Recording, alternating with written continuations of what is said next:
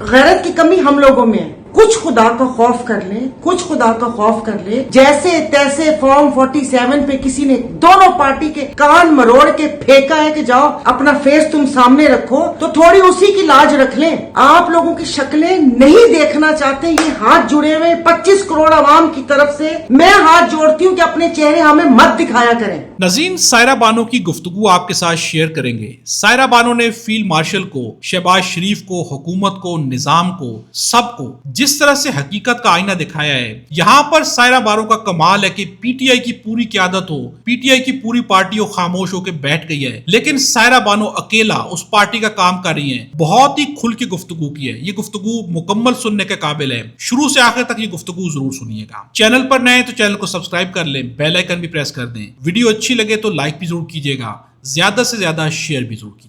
नज़ीर सायरा बानो जिस तरह की गुफ्तगू करती हैं, बहुत ही खुल के बोलती हैं। उनका जो तंज का अंदाज होता है वो हकीकत पर मबनी तंज करती हैं। अल्फाज का चुनाव भी उनका बहुत जबरदस्त होता है, यानी जिस तरह की मिसाल के साथ वो तंज कर रही होती हैं, वो जो है सिचुएशन के ऊपर बहुत ही परफेक्टली फिट आ रही होती है। आपके साथ ये बयान शेयर करते हैं। यहाँ पर सायरा बानो ने वाकई हक अदा किया है। कौम का भी पाकिस्तान तहरीक इंसाफ की क़यादत को जो करना चाहिए था वो भी यहाँ पर सायरा बानो करती हुई नजर आती है। इस गुफ्तगू के बाद कमेंट्स में आपने अपनी राय का इजहार जरूर करना है। आप ये गुफ्तगू मुलाहिजा करें। नहीं बनानी थी, क्योंकि वो आप हुक्मरान तो सत्तू पी के सोए में, और आप लोगों का आवाम की कोई चीखें, उनका रोना पीटना आपको सुनाई नहीं देता। ये अभी एक प्रेस कॉन्फ्रेंस देखी जिसमें वजीर पेट्रोलियम अली परवेज मलिक और एक वो शख्स जिनको आपने जल्दी से बाहर लेकर आए और एक दिन के अंदर पाकिस्तानी शहरी बनाया कि यहाँ पर आके पता नहीं वो खजाने के दरबान बनकर बैठेंगे, तो पता नहीं क्या खजाना कुछ पढ़ के फूकेंगे कि वो बढ़ेगा या क्या होगा। लेकिन उनका काम सिर्फ और सिर्फ जो IMF पेपर देती है उसको आवाम को पढ़ के सुनाना और आवाम के ऊपर ना वो पेट्रोल बम हो या कोई टैक्सीज हो वो सारा कुछ करना। अब ये साहब उसमें बोल रहे हैं कि मैं शहबाज शरीफ और फील्ड मार्शल की टीम का अदना वर्कर होने की ना से आपको मैं ये बता रहा हूं, जिस तरह कीमतें बढ़ी वैसे कम होंगी। बढ़ी क्यों?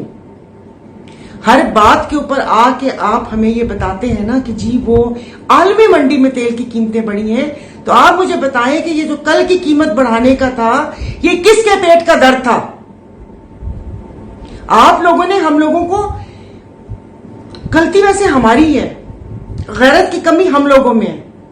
आप एक काम करें, एक दफा 1000 पेट्रोल की कीमत रख के देखें ताकि हमें अपना भी पता चले कि आया हम में गैरत बाकी है या बस ऐसे ही। कुछ खुदा का खौफ कर ले, कुछ खुदा का खौफ कर ले। जैसे तैसे फॉर्म 47 पे किसी ने दोनों पार्टी के कान मरोड़ के फेंका है कि जाओ अपना फेस तुम सामने रखो, तो थोड़ी उसी की लाज रख लें। क्या आपने दोबारा अवाम में नहीं आना? ये कि स्टैंप लग गई है कि हमेशा से आगे आगे फॉर्म 47 ही आएगा। कुछ थोड़ा सा आप यहां पर लोगों की, आप डेली वेजेस जो यहां पर लोगों की एक मिनिमम तनख्वाह है आप उसको देखें, और उसके बाद आप ये पेट्रोल की कीमतें देखें, फिर उसके बाद कोई ना कोई एक शख्स आप लोगों की शक्लें नहीं देखना चाहते। ये हाथ जुड़े हुए 25 करोड़ आवाम की तरफ से मैं हाथ जोड़ती हूं कि अपने चेहरे हमें मत दिखाया करें। फिर आके हमें बताते हैं कि मुल्क में तरक्की हो रही है। पड़ोसी मुल्क हमसे जल रहे हैं, दुनिया हमसे जल रही है। जिस मुल्क में पीने का पानी नहीं है, यहां पर बिजली नहीं है, गैस नहीं है, दवाइयां 100% महंगी हो गई हैं, रोड नहीं है, आपकी सिक्योरिटी नहीं है कि आप बाहर निकले तो मुझे कोई गोली से ना उड़ा देगा मेरा मोबाइल छीनने में। आप किसको बेवकूफ बना रहे हैं कि इस मुल्क में तरक्की हो रही है? आप लोगों की तारीफों पे मेरा पेट कैसे भर सकता है? 4 तारीफें तो नजर आ रही हैं कि किसी ने कर दी तारीफ। ये जो करोड़ों लोग बद्दुआएं दे रहे हैं आपको ये सुनाई नहीं दे रही।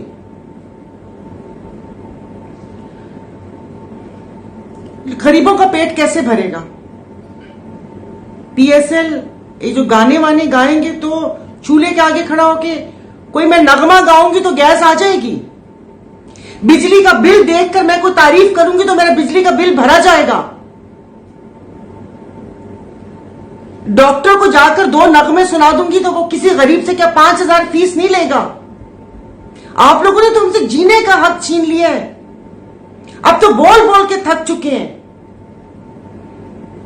कि किसको बोले कि को हम पे रहम करे।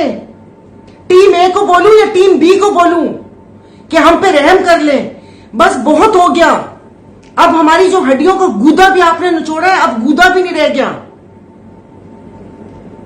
414 आपने तो अपनी जेब से भरवाना नहीं है पेट्रोल। आप लोगों की मरात, आपकी अयाशियां खत्म ही नहीं हो रही, खत्म ही नहीं होके दे रही वो। कोई खुदा का खौफ करें। अब दोबारा अब कुछ कहने को रह ही नहीं गया। अब सिर्फ और सिर्फ बद्दुआएं हैं कि जिस तरीके से भूख से बिलखते बच्चे, जिस तरीके से लोग खुदकुशी कर रहे हैं, जिस तरीके से इज्जतें नीलाम हो रही हैं, क्या खुदा पाक आप लोगों के घर में भी यही हालात लेकर आए? आप लोगों को पता नहीं इस मुल्क में रहने पे मेरा क्या कसूर, अगर अवाम का क्या कसूर अगर हम यहां पैदा हो गए और आप लोग हम पे मुसल्लत हो गए?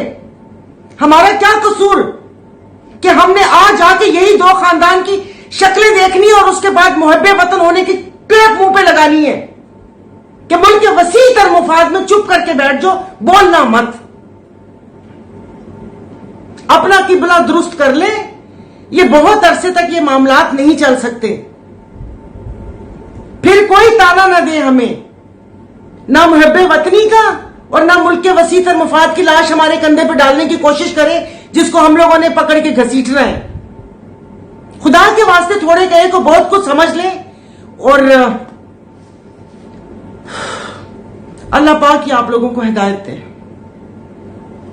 जो कि लग नहीं रहा कि आप लोगों को मिलेगी। आपने सायरा बानो की गुफ्तगू सुनी। यहाँ पर वाज़ेह अल्फाज में जिस तरह से सायरा बानो ने यहाँ पर निजाम को, खुसूसन जो एस्टेब्लिशमेंट को, हुकूमत को आईना दिखाया है, यही हक बनता था कि पाकिस्तान तहरीक इंसाफ की क्यादत ये गुफ्तगू करती, लेकिन क्यादत मुकम्मल तौर पर खामोश है, एक लफ्ज नहीं बोलते।